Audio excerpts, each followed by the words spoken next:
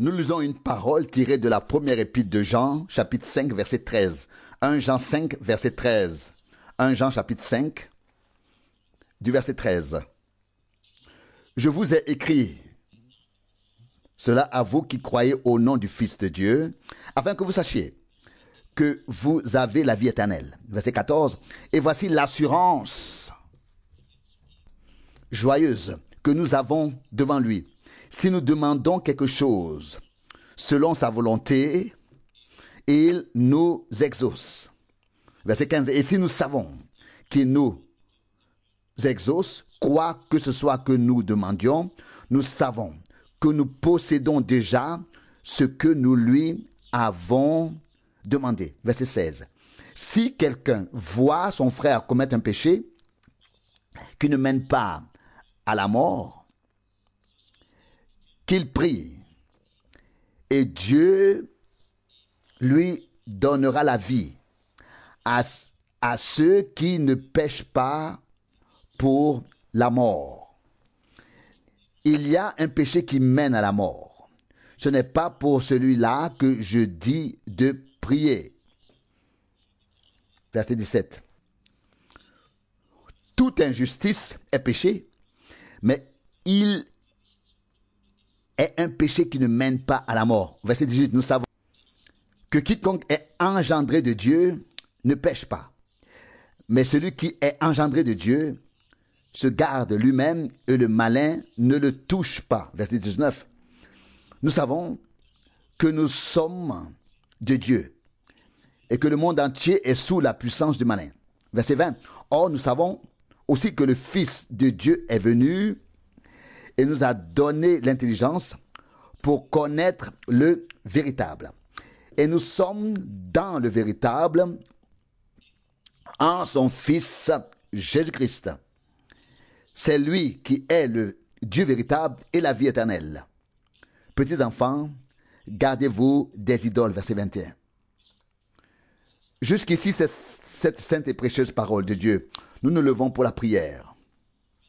Nous te remercions pour ta fidélité, Seigneur, de nous permettre d'être à nouveau réunis ici devant toi, Seigneur. Nous te remercions pour ta sainte et précieuse parole. Nous sommes si heureux d'avoir ta parole, de pouvoir puiser sans cesse dans ta parole une force nouvelle et une vie nouvelle, Seigneur. Nous sommes si heureux. Seigneur, bénis-nous ce soir. Bénis avec nous tout ton peuple là. Seigneur, bénis tout le monde. Seigneur, mon Dieu, bénis aussi les requêtes. Tu les connais toutes. Tu connais aussi la détresse, Seigneur. Nous ne savons pas quoi te dire, mais regarde vers nous. Tu connais, Seigneur, le cœur de ceux qui ont écrit. Oh Dieu, rien ne t'est caché, Seigneur. Regarde-les tous avec miséricorde, Seigneur, et accorde-leur l'aide dont ils ont besoin. En particulier, sœur Pirsic, Seigneur. Relève-les, Seigneur. Guéris-les, Seigneur. Dieu fidèle. Nous ne pouvons que venir à toi, Seigneur, et tout te remettre entre tes mains et te supplier de ta miséricorde. Accepte, Seigneur, notre reconnaissance et notre adoration et aide ton peuple à te louer et à te rendre gloire. Alléluia, Seigneur. Reste avec nous tout au long de cette réunion. Au nom de Jésus. Amen. Amen. Amen. Nous nous asseyons. Peut-être chanterons-nous encore quelques refrains ensemble. Je suis si heureux, Seigneur, d'être à toi. Je suis si heureux, Seigneur, d'être à toi. Je peux t'appartenir par grâce. Tu m'as libéré de mes péchés et m'as rendu pur. Je suis si heureux, Seigneur, d'être à toi. Frère Franck, plus près de la maison, plus près de la maison, plus près de la maison. Bientôt, le travail sera terminé, alors je me reposerai à la maison. Plus près de la maison, plus près de la maison. Bientôt, l'œuvre sera terminée. Alors je me reposerai à la maison.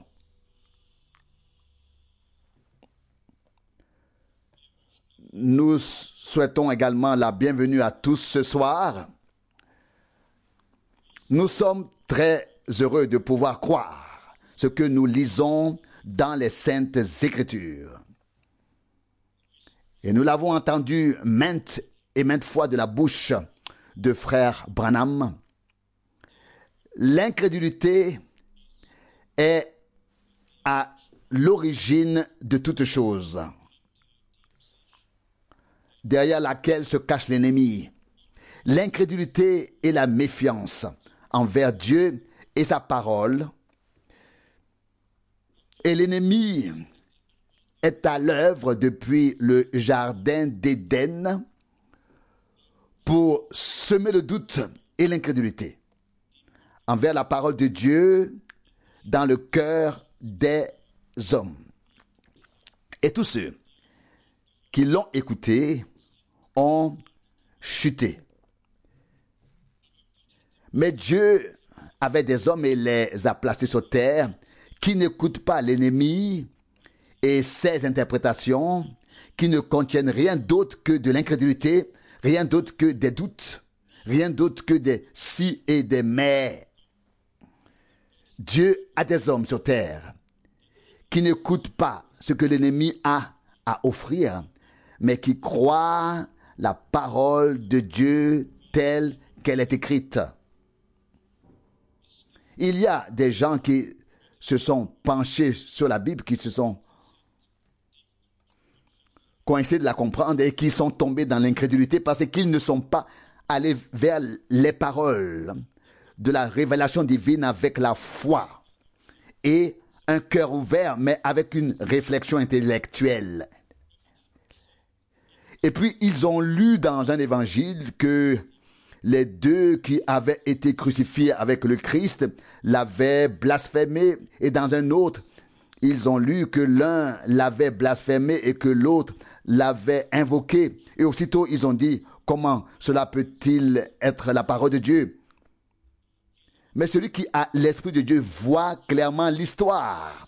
Au début, tous deux n'ont pas compris de quoi il s'agissait et ont dit quelque chose qui n'était pas correct. Ça, c'est Matthieu 27, verset 44. Et puis l'un s'est frappé la poitrine et a dit dans Luc 23, 39 à 43, « Seigneur, aie pitié de moi, qui suis un pécheur. » L'un des évangélistes rapporte la première partie, l'autre la seconde, et les deux sont vrais et constituent la pure vérité. Les choses sont aussi simples que cela quand on les prend telles qu'elles sont et que l'Esprit de Dieu vient à notre aide et dit, il en a été ainsi, dites-le aux hommes afin qu'ils sachent comment cela s'est passé. Mais les théologiens se cassent la tête et se perdent eux-mêmes dans la parole de Dieu et tout ce qu'ils font. Mais remerciez soit le Seigneur pour les hommes qui peuvent croire de tout leur cœur. Celui qui cherche de telles choses dans la Bible les trouvera. Des contradictions d'après lui, mais celui qui cherche Dieu trouvera Dieu. Et à celui à qui il se révèle, il est aidé une fois pour toutes. Il sait où il en est, il sait où il en est, et si l'on trouve dans la Bible quelque chose que l'on ne peut pas classer pour le moment, l'Esprit de Dieu nous donnera le moment où nous le pourrons. J'ai d'ailleurs ici un article tiré d'un de nos hebdomadaires. Je ne vais pas vous lire le titre, il s'agit de la nouvelle traduction de la Bible à laquelle ont travaillé 17 ecclésiastiques protestants et 7 ecclésiastiques catholiques. Et ce qui est écrit ici oblige même le commentateur de notre magazine profane ou du magazine profane à donner son avis. Il est écrit, c'est une Bible jetable. On a donc tout changé et dénaturé jusqu'à le rendre méconnaissable. On peut lire ici, alors que Luther avait traduit dans le récit de la création de l'Ancien Testament, l'Esprit de Dieu planait au-dessus des eaux. On lit désormais simplement, des tempêtes faisaient rage sur les eaux. Quelqu'un peut-il imaginer cela? C'est ce qu'on lit maintenant dans la Nouvelle Bible, à laquelle ont travaillé des ecclésiastiques de la RDA et de RFA. Donc des ecclésiastiques de RDA et de RFA, d'Autriche et de Suisse. Il a pris ici quelques exemples et on le droit de faire cela, mais c'est presque un blasphème. Mais c'est maintenant dans la Nouvelle Bible. Il est dit ici à propos d'un texte public. Vous savez, il y a aussi des proverbes de certaines choses dans la Bible qui sont adaptées à la vie terrestre et certaines choses ont également été transmises comme des sagesses pour la vie terrestre. Mais ici, il est dit, peut-être devrais-je aussi lire le texte de la Bible. Qu'importe, c'est écrit dans le Proverbe 31, verset 6 et 7. Proverbe 31, 6 et 7. Donnez des boissons enivrantes à ceux qui sont désespérés et du vin à ceux dont le cœur est affligé. Verset 7. Qu'ils boivent pour oublier leur pauvreté et ne plus penser à leur misère. Maintenant, voici le nouveau texte. La bière et le vin sont bons pour celui qui est à bout, qu'il s'enivre et oublie son chagrin. Pouvez-vous imaginer cela? Oui, c'est ce qui est écrit dans la nouvelle traduction de la Bible. Pouvez-vous imaginer cela? Et ce sont des théologiens des deux confessions. Je n'ai donc pas été surpris lorsque l'homme en Inde m'a demandé de lui accorder une interview. Il m'a dit, pouvez-vous m'expliquer comment il se fait que nous apprenions que notamment en Amérique et en Angleterre, en Europe et ailleurs, les communautés religieuses sont vides et mises en vente. Quiconque traverse aujourd'hui l'Angleterre ou l'Amérique voit sur de nombreuses communautés religieuses le panneau « for sale » qui signifie à vendre. Je ne l'aurais pas cru moi-même. Et je peux vous amener dans des villes où des communautés religieuses ont été transformées en bars. Je ne voulais pas utiliser le mot bar de nuit. Et cet homme là-bas à Madras m'a demandé, pouvez-vous me répondre, pouvez-vous m'expliquer pourquoi ou si c'est vrai et pourquoi il en est ainsi. Encore un passage, c'est de toute façon un blasphème. Ce qu'on a fait avec ces paroles saintes et précieuses. Voici ce que dit ce commentaire. On retrouve donc tout à fait, dans le sens de Luther, dans la bonne nouvelle, nom de la traduction, où au lieu des vierges folles, il s'agit donc de la traduction de Luther. Nous arrivons maintenant à Matthieu 25. Au lieu de vierges folles, on lit désormais filles irréfléchies. Ainsi, ceux qui lisent Matthieu 25 dans la Nouvelle Bible ne trouvent pas le mot ou l'expression vierge folle, mais fille irréfléchie. C'est donc une véritable catastrophe. Le degré d'apostasie, d'impiété est dépassé. C'est plein. Il ne reste plus qu'à la colère de Dieu de se déverser sur toute l'injustice des hommes, aveuglés par leur orgueil. Ceux qui lisent l'histoire de la naissance de Jésus ne lisent plus une vierge est tombée enceinte, mais seulement une jeune femme est tombée enceinte. C'est tout simplement catastrophique. On ne peut même pas imaginer l'étendue de cet oubli sans limite dans lequel les hommes sont tombés. Et la foi n'a pas été détruite par le communisme, ni par le socialisme, ni par aucun autre isme. La foi a été détruite depuis la chair par ceux qui ont manipulé la parole de Dieu. C'est eux qui ont détruit la foi chez les croyants et qui s'étonneraient que les vrais croyants, et c'est ce que nous espérons et attendons, que par la grâce de Dieu, ouvre maintenant les yeux, même les derniers. Et j'ai lu un autre rapport dans lequel un pasteur écrit depuis qu'il a compris ce qu'est l'œcuménisme. Il a déclaré son départ et a ensuite écrit Apocalypse 18, verset 4, ainsi que les passages bibliques appropriés.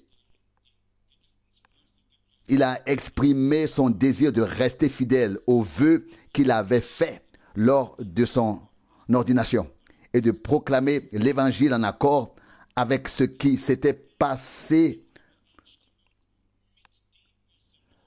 lors de la Réformation. Et il ajoutait que cela impliquait également que le pape était l'Antichrist. Et déjà, tout était bouleversé, mais j'étais heureux d'entendre qu'il y a des gens qui comprennent à la dernière minute, mon peuple, sors de là, sépare-toi, ne touche pas à ce qui est impur, afin que tu ne participes point à ces fléaux.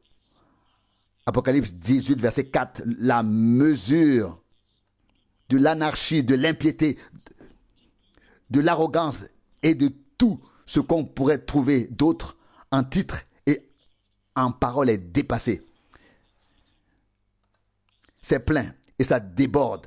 Mais d'un autre côté, nous savons que le Seigneur s'efforce d'accorder sa grâce aux siens et que nous atteignons le point culminant où se trouvait l'Église du Nouveau Testament lorsqu'elle a commencé. Que je doive encore vous lire ici, car Brême, on sert de la bière et des saucisses pour le repas du Seigneur. Cela ne peut plus être vrai. Ce sont simplement des choses qui ne sont plus. Oui, on ose à peine les prononcer, car on sent que la colère de Dieu pourrait éclater, qu'il pourrait descendre et mettre fin à toutes ces choses qui sont encore aujourd'hui discutées dans tous les sens. Que dire à cela? Oublions les choses dont Dieu s'occupera lui-même en temps voulu, dont il se chargera. Notre tâche est de proclamer le plein salut en Jésus-Christ et de remercier Dieu pour le don de la foi, le remercier pour le don de sa parole et de sa grâce qui nous permettent de nous réjouir sans cesse en tant qu'êtres humains qui ont reçu la grâce de Dieu d'entendre et de croire ce que Dieu fait actuellement. On n'a pas seulement dit Dieu est mort, mais ils disent cela et se moquent encore de lui et de sa parole. Imaginez que quelqu'un lise maintenant dans la Nouvelle Bible, les tempêtes faisaient rage sur les eaux. Qu'est-ce que cela a à voir avec Dieu qui a dit que la lumière soit? Et cela ne figure plus dans la Nouvelle Bible. Selon eux, Dieu a seulement dit qu'il fasse clair. Il est tout simplement impensable qu'un enfant de Dieu puisse lire une telle Bible. Peut-être sera-t-il utile de mettre une Bible de côté en réserve. Qui sait, un jour, on dira peut-être, lisez cette Bible-ci afin que vous soyez tous instruits de la même manière. Et mettez vos autres Bibles à côté. On ne sait pas ce qui va arriver, mais une chose est sûre. Même si on nous enlève la Bible, la parole de Dieu est écrite dans nos cœurs ici. Elle est écrite avec la plume du Saint-Esprit.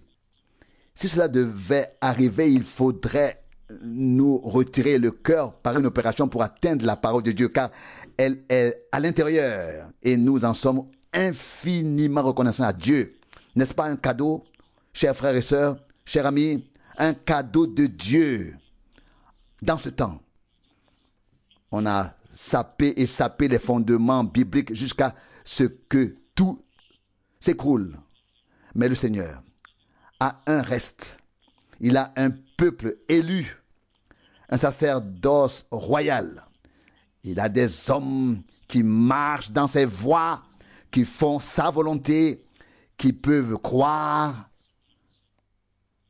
en sa parole de tout leur cœur et de toute leur âme. C'est tout simplement merveilleux que Dieu nous ait donné dans ce temps où nous vivons, la compréhension, la vue d'ensemble de tout son plan de salut, afin que nous sachions, même la grande apostasie devait venir, l'homme pécheur, l'homme impie devait être révélé, l'anarchie et l'impiété devaient prendre le dessus. Nous l'avons lu dans l'évangile selon Matthieu 24, verset 12, l'amour se refroidira chez beaucoup, ainsi de suite. Mais il y en a quelques-uns, il y a le reste, en qui le premier amour revient, le premier feu de Dieu, la ferveur, le zèle et la parole du Seigneur, qui est devenue pour nous une lumière éclatante. Comme le dit Pierre dans 2 Pierre, chapitre 1, verset 19, vous faites bien de prêter attention à la parole prophétique, comme à une lumière brillante qui brille dans un lieu obscur. Si le prophète a dit, les ténèbres couvrent la terre et l'obscurité recouvre les peuples, Ésaïe 60, verset 2, alors nous voyons que c'est ainsi. Mais au-dessus de toi, la lumière se lèvera. Et ainsi, nous pourrions passer du prophète Ésaïe, chapitre 60, à 2 Corinthiens, chapitre 4, si je ne me trompe pas, où Paul, si je ne me trompe, où Paul écrit que nous voyons la lumière de Dieu donc sur la face de Jésus-Christ, de Corinthiens 4, verset 6. Nous pouvons passer à 1 Thessaloniciens 5, où Paul dit, au verset 4, vous n'êtes pas dans les ténèbres, pour que ce jour vous surprenne, car vous êtes devenus des enfants de la lumière, portez donc les armes de la lumière. Et ainsi de suite. C'est tout simplement merveilleux de voir tout cela, de le suivre, de l'accueillir en nous. À cela s'ajoute l'œuvre de Dieu parmi nous.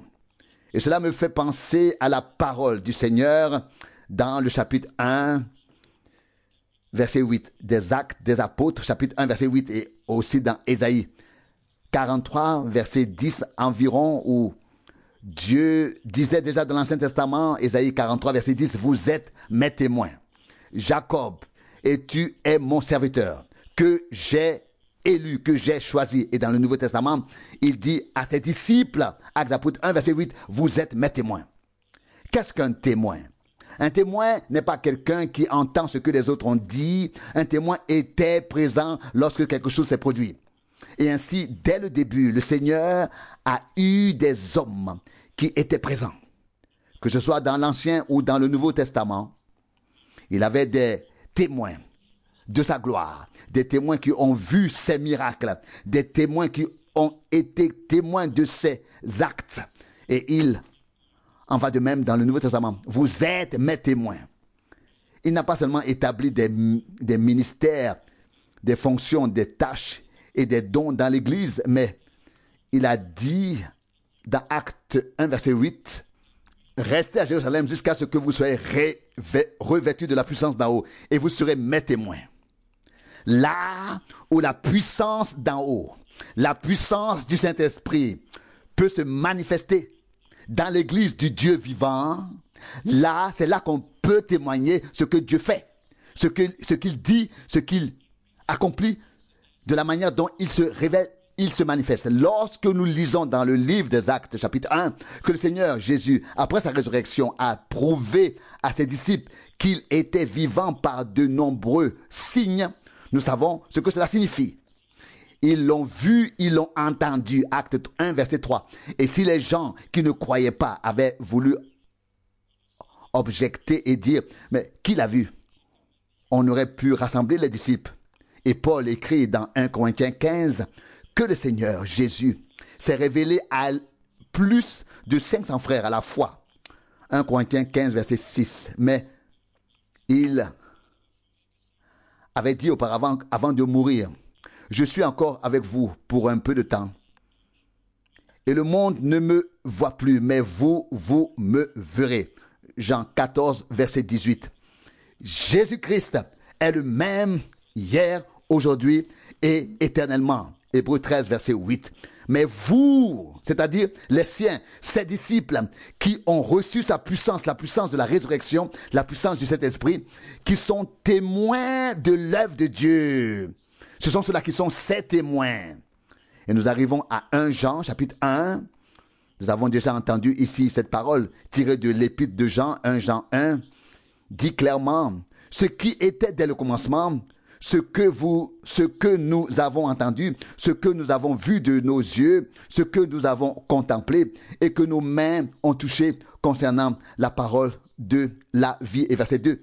Et la vie a été manifestée et nous l'avons vue et nous rendons témoignage et nous vous annonçons la vie éternelle qui était auprès du Père et qui nous a été manifestée. Ces paroles correspondent exactement à ce qui a été lu dans l'introduction du chapitre 5. Car là aussi, il est question de la vérité, il est question du véritable et de la vie éternelle. 1 Jean 5, verset 20. La vie éternelle était auprès du Père et elle nous a été révélée. Et ici, au chapitre 5, 1 Jean 5, nous avons lu au verset 20. Mais nous savons que le Fils de Dieu est venu et qui nous a donné l'intelligence pour connaître celui qui est le véritable. Et nous sommes dans le véritable, dans son Fils Jésus-Christ. Lui est le Dieu véritable et la vie éternelle. Nous sommes tellement reconnaissants au Seigneur que Dieu ait eu dès le commencement des hommes qui étaient présents quand il parlait, qui était présent quand il accomplissait ses miracles, qui était présent quand il donnait ses instructions. Il avait des hommes sur lesquels il pouvait compter, des hommes qui croyaient en lui. Même s'ils avaient des faiblesses, ils criaient du fond de leur cœur et de leur âme au Dieu vivant afin qu'il ait pitié d'eux et qu'il les aide. Mais dans leur cœur, ils ont toujours cru et Dieu les a aidés encore et encore et s'est révélé à eux comme le vivant, comme le présent, comme celui qui est fidèle et qui le sera jusqu'à ce que nous passions de la foi à la vue. Vous serez mes témoins. Cela m'a particulièrement frappé ces derniers jours, justement dans le contexte où le Seigneur Jésus a établi différents ministères dans l'Église. Mais à quoi cela sert-il que quelqu'un soit évangéliste s'il ne peut pas témoigner ce que le Dieu vivant a fait, s'il ne fait que donner une prédication évangélique basée sur des oui-dire ou sur ses propres capacités? À quoi cela sert-il? Ou si quelqu'un d'autre remplit d'autres fonctions dans l'Église?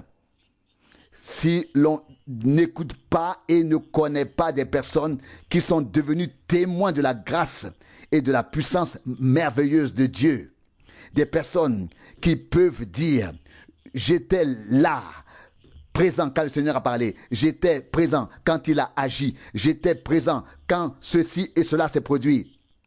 C'est ce que Dieu veut faire de nous et on ne peut trouver de telles personnes que là où la puissance du Saint-Esprit est à l'œuvre, comme elle l'est depuis le début dans l'Église, depuis la Pentecôte. Nous savons que de grandes choses se sont produites au commencement. Et nous l'avons déjà dit ici, chaque chapitre du Nouveau Testament a une conclusion. Paul se présente, moi, serviteur et apôtre de Jésus-Christ. Et lorsqu'il termine ses épîtres, il écrit « Saluez tous », que ce soit à Rome ou dans d'autres assemblées. Mais les actes des apôtres n'ont pas de fin, n'ont pas de conclusion. Ils ne présentent pas un homme qui serait apôtre dans les premiers versets, mais il s'agit du récit de ce que Jésus-Christ a enseigné et a fait depuis le commencement. Et ce qu'il a enseigné et a fait depuis le commencement, il l'enseigne et le fait jusqu'à la fin. Et nous sommes maintenant à la fin et nous voulons entendre maintenant ce qu'il enseigne, nous voulons voir ce qu'il fait. En tant que son peuple, nous y avons droit et il a donné des ordres à ses apôtres à l'époque, il les donne aujourd'hui. Après ses souffrances, il a fait pour les siens. Il a fait pour les siens. Il fait de même aujourd'hui. Il s'est manifesté vivant à eux par de nombreuses preuves. Et je crois que nous pouvons dire la même chose aujourd'hui. Il s'est révélé à nous comme le vivant, comme le présent, par de nombreuses preuves que nous avons tous vécues et dont nous savons que seul Dieu, par sa grâce, a pu accomplir tout ça. Verset 8, mais vous recevrez une puissance, le Saint-Esprit sur vous, et vous serez mes témoins à Jérusalem, dans toute la Judée, dans la Samarie et jusqu'aux extrémités de la terre. Oh, que le Seigneur puisse réussir à nous remplir encore davantage de la puissance de son Saint-Esprit,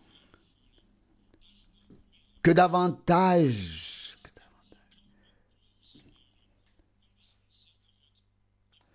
de grandes choses puissent se produire, que notre foi soit grande. Et nous l'avons entendu dans l'introduction, si nous prions selon la volonté de Dieu, nous serons exaucés et Dieu nous donnera ce que nous lui demandons. Je ne sais pas si vous avez des requêtes particulières à présenter à Dieu. Il y a des gens qui ont chaque jour une nouvelle requête. Ils sont comme des enfants à Noël. Ils peuvent presque écrire une liste et exprimer tous leurs souhaits, puis les présenter au Seigneur afin qu'il les exauce. C'est peut-être une bonne façon de faire, je ne sais pas. Personnellement, j'ai eu très peu de choses concrètes dans ma vie que j'aurais remises entre les mains du Seigneur.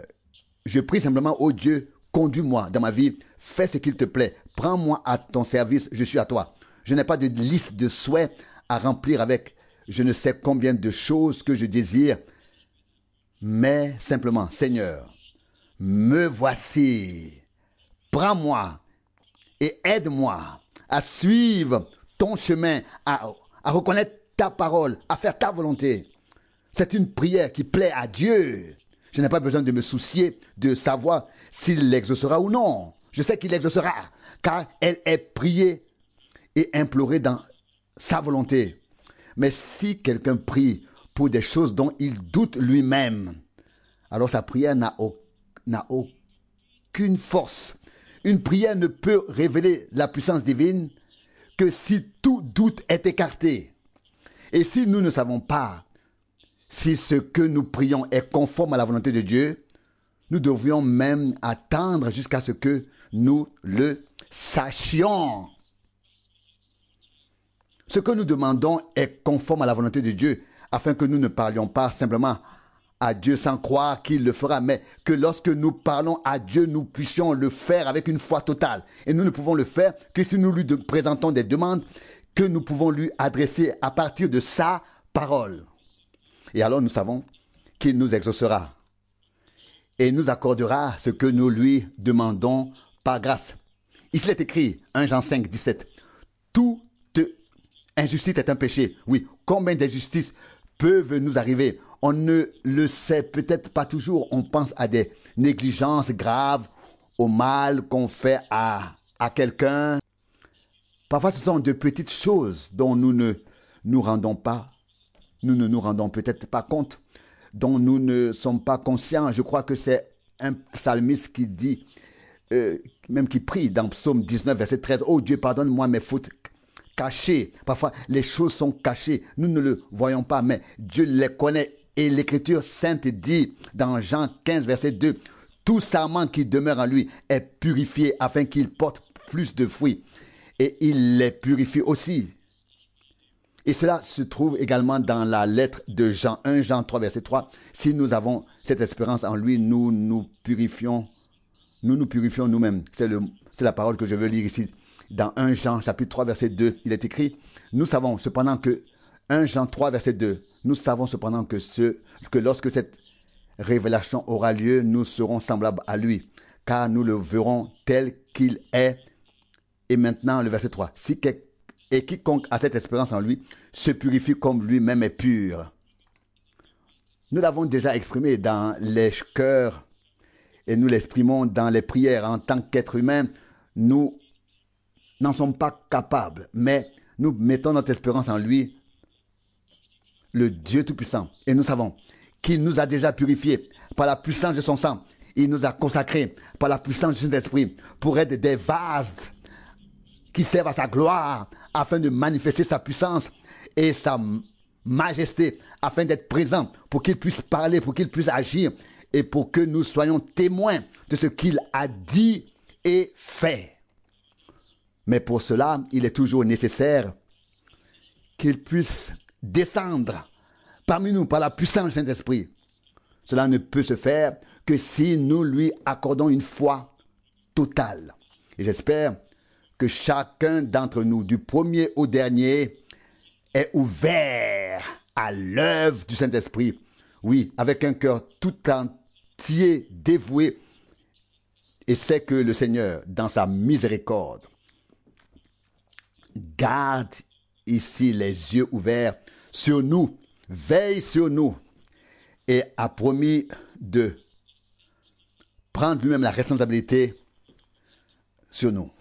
Tous ceux qui ont été témoins de l'œuvre de Dieu en ce lieu depuis des années, ou même avant, ont une confiance totale en ce que Dieu dit par grâce, en ce qu'il a accompli. Il n'y a donc aucune raison de mettre le moindre point d'interrogation d'une manière ou d'une autre, où que ce soit. Au contraire, nous ne pouvons que dire Amen, car nous savons que l'Esprit de Dieu est saint et qu'il a sanctifié les vases qu'il utilise. Il a consacré la langue afin que soit dit ce qui est juste devant lui, ce qu'il dirait lui-même s'il pouvait être présent ici et si nous le voyions en chair et en os. Il s'est donné cette possibilité dans l'Église afin que le ministère puisse se poursuivre. Ce que le Seigneur Jésus a fait sur terre lui-même, lorsqu'il marchait ici, que ce ministère puisse se poursuivre et qu'il le fasse maintenant sur terre à travers l'Église, qui est son corps, la plénitude de celui qui remplit tout en tous. Éphésiens 1, verset 23. Ainsi nous nous réjouissons donc de la parole du Seigneur. Et si nous voulons aujourd'hui présenter une requête qui est selon sa volonté, nous pouvons dire, Seigneur, remplis-nous du Saint-Esprit, de ton Saint-Esprit, accomplis ta promesse, afin que nous tous, chacun, personnellement, puissions devenir témoins de la puissance surnaturelle de Dieu, afin que chacun puisse expérimenter Jésus-Christ dans la puissance de la résurrection. Afin que l'on ne puisse pas seulement dire, oui, il était parmi nous, mais que chacun puisse dire, il s'est révélé à moi. Nous chantons dans un cantique, tu t'es révélé à moi. Pas seulement parmi nous, tu t'es révélé à moi, ô Seigneur, dans ta grande miséricorde. Et cela s'est produit ici par grâce. Nous avons également entendu que tous, chacun individuellement, sont inclus dans cette alliance avec Dieu. Et que chacun est interpellé, que chacun est saisi par l'action du Saint-Esprit. Et nous sommes très très tristes lorsque tout le monde n'est pas saisi par l'action de Dieu. Il n'y a rien de plus triste dans l'Église de Jésus-Christ que de voir quelqu'un laisser passer l'œuvre de Dieu sans monter dans le bateau, sans toucher le Seigneur, sans toucher le bord de son vêtement et dire, Seigneur, tu vas et viens ici, je le sens, il faut pouvoir le dire avec foi. Et alors, quelque chose se passe. Mais si nous nous crispons en nous-mêmes et disons, oui, les autres sont peut-être bénis, mais je ne ressens encore rien, alors nous avons parlé dans l'incrédulité. Et nous n'avons pas honoré le Seigneur. Mais lorsque nous remarquons que l'Esprit de Dieu descend, alors nous disons, Seigneur, maintenant je m'étire, je m'ouvre, je veux te toucher dans la foi, car maintenant tu passes parmi nous, par nos rangs, maintenant tu passes près de moi et maintenant je te touche et déjà quelque chose se passe et déjà quelque chose s'est passé. Mais si nous repoussons cela au loin et disons oui, peut-être es-tu maintenant devant Seigneur et pas ici derrière, qu'est-ce que cela signifie? Vous devez penser avec foi et vous devez penser de manière pratique afin que la foi puisse agir, car Jésus-Christ est le même en même temps ici devant et dans chaque rang avec chacun d'entre vous. Il n'est pas lié au temps ni à l'espace. Quand il marche ici parmi nous, il s'adresse à chacun et chacun peut le toucher et le ressentir et le vivre. Alors nous serons tous témoins de sa grâce merveilleuse et de sa puissance glorieuse qui peuvent se manifester à nous. Mais vous recevrez une puissance lorsque le Saint-Esprit viendra sur vous. Acte 1, verset 8, et vous serez mes témoins. Tout d'abord, la puissance du Saint-Esprit. Et ce que nous avons vécu ici de manière particulière au cours des dernières semaines et des derniers mois et aussi de temps à autre au cours des dernières années n'a été possible que parce que la puissance du Saint-Esprit est descendue et que certains, sous l'onction du Saint-Esprit, ont pu être utilisés pour notre bénédiction à tous. Et nous nous en réjouissons. Par exemple, si quelqu'un se tient près d'une source et puise de l'eau, il se peut qu'un seul puise et que beaucoup boivent. Et ainsi, il se peut que Dieu utilise de temps en temps un récipient et qu'il y ait beaucoup de gens qui boivent et se réjouissent de ce que Dieu fait par grâce. Toutes ces pensées précieuses de sa parole, lui faire confiance, croire en lui, le voir présent dans la assemblée des saints, l'entendre parler, le voir agir de sorte que l'on sache, Seigneur, c'est moi que tu as désigné. C'est à moi que tu t'es adressé. C'est moi que tu veux combler de ton Saint-Esprit. Je te prends au mot. Je peux être ton témoin. Je veux faire l'expérience de ce que tu fais. Je peux pouvoir témoigner que j'ai vu moi-même et ainsi de suite. Et vous verrez, le Seigneur descendra parmi nous. Ce doit être une prière sincère, pas une prière de reproche. Nous ne pouvons pas faire de reproche à Dieu. Nous pouvons seulement dire, Seigneur, tu as fait cette promesse et nous savons qu'aucune de tes promesses ne peut rester sans effet, sans s'accomplir. Alors, Seigneur, tu l'accompliras par grâce. Il a promis de ressusciter le troisième jour. Il est ressuscité le troisième jour. Il a accompli toutes les promesses qu'il a faites. Il a dit qu'il précéderait les siens en Galilée. Il l'a fait. Il a dit, je reviendrai vers vous. Il est revenu. Il a dit, je vous enverrai le consolateur. Il a envoyé le consolateur. Il a tenu toutes ses promesses. Il est Dieu. Il n'est pas un homme pour mentir. Ce qu'il dit est la vérité. Et nous avons lu, nous sommes dans le véritable. 1 Jean 5, 20. Savez-vous ce que cela signifie? Si nous sommes dans le véritable, alors tout est véracité, tout est vérité. Il n'y a plus de place pour le doute, pour l'incrédulité ou quoi que ce soit d'autre. Nous sommes dans le véritable, dans son Fils. Et il est, lui le Fils, le Dieu véritable et la vie éternelle. Si nous pouvons comprendre cela aujourd'hui, nous sommes dans le véritable. Et nous serons imprégnés de sa véracité. Tout mensonge et toute tromperie ont disparu de nous. Quelque chose d'authentique, quelque chose de divin est né par grâce. Sa nature nous imprègne. Son esprit a pris demeure en nous afin qu'il puisse accomplir ses œuvres à travers nous, tous par grâce. Puissions-nous avoir le plaisir de devenir des témoins vivants de sa présence vivante en recevant la puissance du Saint-Esprit, témoins de sa présence et en voyant et en entendant les choses telles qu'elles se sont produites au commencement, à l'époque des apôtres. Jésus-Christ s'est déclaré vivant au commencement. Au commencement, il a parlé avec les siens des mystères du royaume de Dieu. Au commencement, il a donné des instructions et des ordres. Il a fait une promesse à la fin et il est le même. Il est le premier et il est le dernier. À cette époque, il a pu dire à ses disciples autrefois, il vous a donné de connaître les mystères du royaume de Dieu. Il avait beaucoup à nous dire. Il nous a pris à part et nous a fait connaître sa volonté et sa parole d'une manière merveilleuse. Que sa sainte bénédiction et sa grâce soient sur nous et que son esprit règne toujours parmi nous. Si nous n'avons rien à apporter et rien à demander, entrons tous dans ce lieu avec cette supplication fervente. Ô Dieu, répands ton esprit sur nous tous. Règne parmi nous, comme tu l'as promis, mon esprit est parmi vous.